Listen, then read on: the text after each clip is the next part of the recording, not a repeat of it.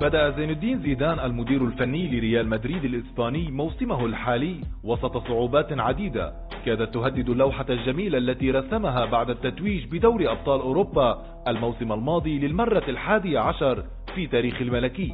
وعانى زيدان من 3 عقبات، أولها النقص العددي الشديد نتيجة إرهاق وإصابة عدد من نجوم الفريق إثر المشاركة في يورو 2016، وفي مقدمتهم النجم البرتغالي كريستيانو رونالدو.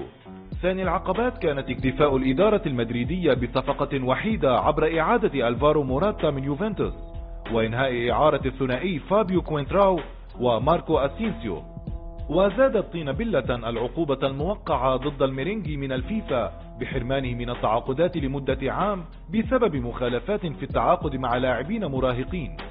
إلا أن زيدان لم يستسلم لكل ذلك، بل بدأ خطة طويلة الأجل اعتمدت على التدوير وتجهيز قرابة 27 لاعبا لكل المسابقات مثل أسينسيو ودياز، وإعادة الثقة لآخرين مثل إيسكو، خيميز وكوفازيتش، فضلا عن منح فرصة الظهور الأول لعناصر شابة من قطاع الناشئين مثل أوديغارد ونجله إنزو زيدان.